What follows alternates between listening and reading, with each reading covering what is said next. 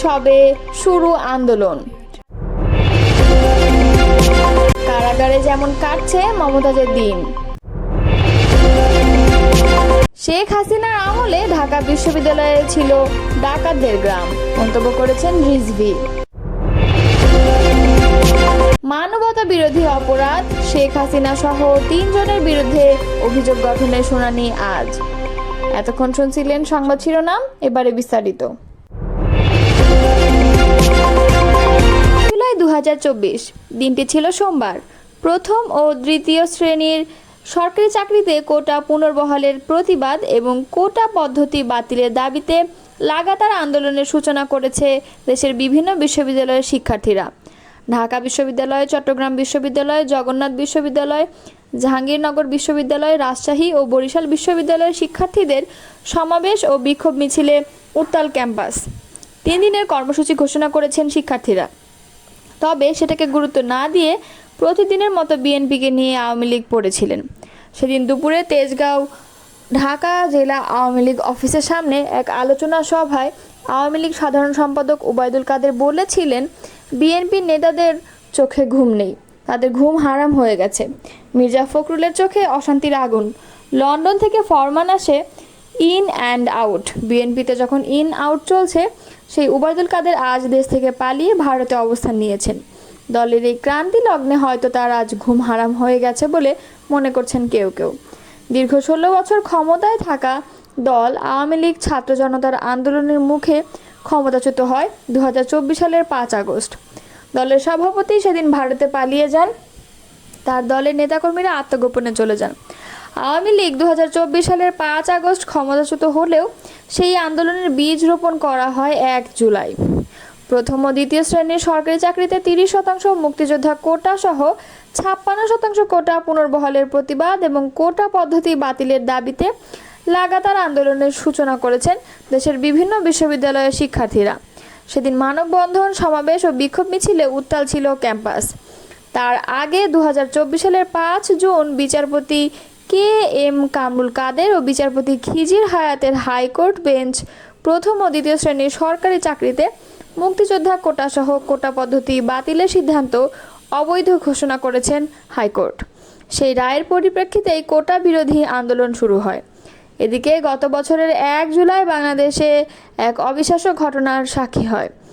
এদিন শিক্ষার্থীদের কোটা সংস্কার আন্দোলন বৈষম্য বিরোধী ছাত্র আন্দোলনে রূপ নেয়। এটি ছিল প্রায় 16 বছরের আওয়ামী লীগ সরকারের পতনের সূচনাবিন্দু।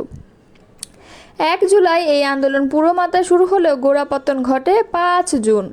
ওই দিন ঢাকা বিশ্ববিদ্যালয়ের শিক্ষার্থীরা হাইকোর্টের রায়ের বিরুদ্ধে তাৎক্ষণিক প্রতিক্রিয়ায় রাস্তায় নামে। 30 জুন সরকারের পক্ষ থেকে কোনো ঘোষণা না আসায় 1 জুলাই ঢাবি, জগন্নাথ, জাবি, রাবি, চবি, বরিশাল ও কৃষি বিশ্ববিদ্যালয় সহ সারা দেশে শিক্ষার্থীরা আন্দোলনে নেমে পড়ে। ঢাকা বিশ্ববিদ্যালয়ের শিক্ষার্থীদের বৈষম্য বিরোধী ছাত্র আন্দোলনের ব্যানারে কেন্দ্রীয় গ্রন্থাগার প্রাঙ্গণ থেকে একটি মিছিল বের করে, যা রাজু ভাস্কর্যে শেষ হয়।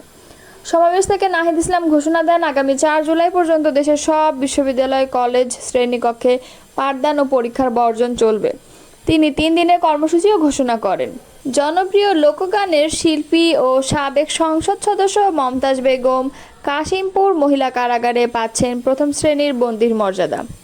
সংসদ সদস্য থাকায় তিনি এই সুবিধা পাচ্ছেন বলে জানিয়েছেন কারা কর্তৃপক্ষ।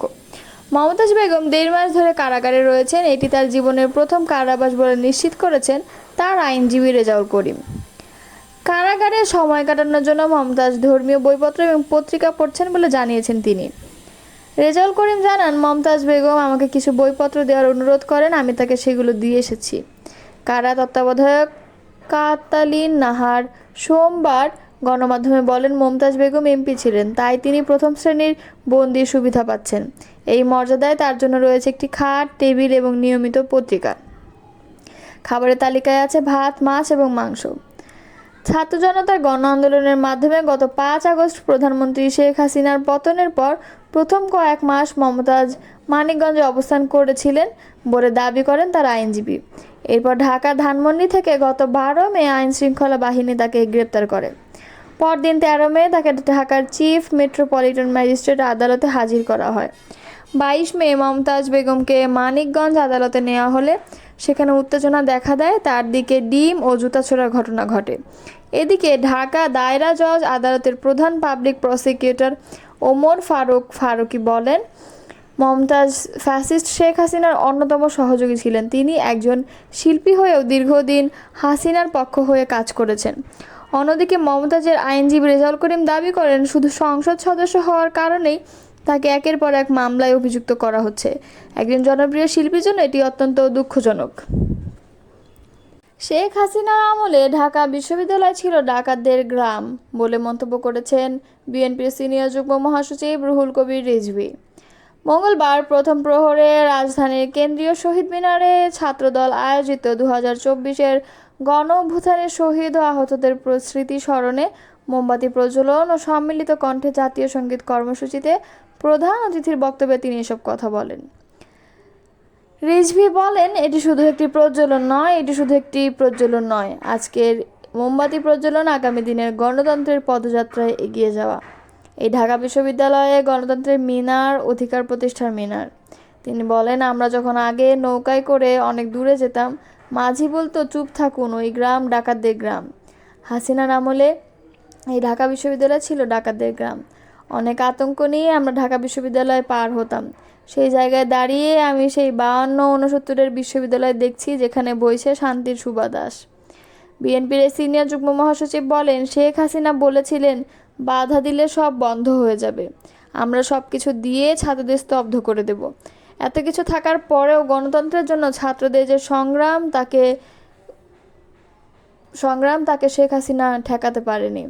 আজকের আলোক প্রজ্বলনের মধ্য দিয়ে আমাদের 36 দিনের কর্মসূচির শুভ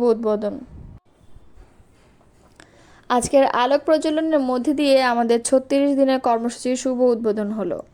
শেখ হাসিনার পেটুয়া বাহিনীর কাছে ছাত্রদলের কত নেতাকর্মী গুম খুন হয়েছে।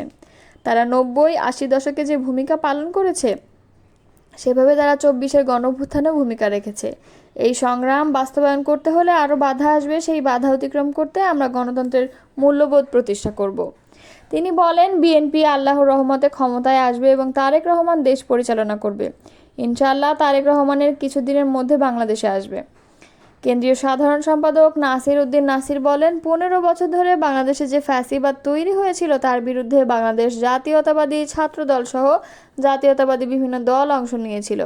ফ্যাসিবাদের আমলে তরুণদের মতামত দেওয়ার অধিকার রাখা হয়নি, অথচ এই তরুণরাই 24-এর গণঅভ্যুত্থান ঘটিয়েছে।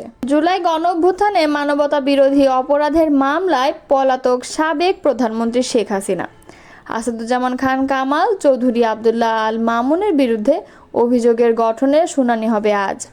আর এই শুনানি টেলিভিশন ও সামাজিক যোগাযোগ মাধ্যমে হতে পারে সরাসরি সম্প্রচার। এর আগে একজন শেখ হাসিনা সহ 3 জনের বিরুদ্ধে 5টি অভিযোগ আমলে নেন ট্রাইব্যুনাল। সেই দিন দেশের বিচার বিভাগের ইতিহাসে প্রথমবারের মতো লাইভ সম্প্রচার হয় আদালত থেকে। পরে জুলাই-আগস্টে গণহত্যার ঘটনায় মানবতা বিরোধী অপরাধের মামলায় শেখ হাসিনা ও আসাদুজ্জামান খান কামালকে আত্মসমর্পণের নির্দেশ দেয়, নোটিশ জারি করে আন্তর্জাতিক অপরাধ ট্রাইব্যুনাল।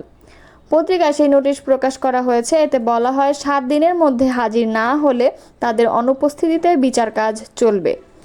24 জুন এই মামলার পরবর্তী শুনানির দিন ধার্য করা হয়। তবে পলাতক 2 জনের কেউই হাজির না হয় তাদের পক্ষে আইনজীবী নিয়োগ দেন ট্রাইব্যুনাল। এর আগে গত 12 মে তদন্ত সংস্থা শেখ হাসিনার এই মামলার তদন্ত প্রতিবেদন প্রসিকিউশনে জমা দেয়, যেখানে জুলাই গণহত্যার উস্কানিদাতা ও নির্দেশদাতা হিসেবে শেখ হাসিনার নাম উঠে আসে।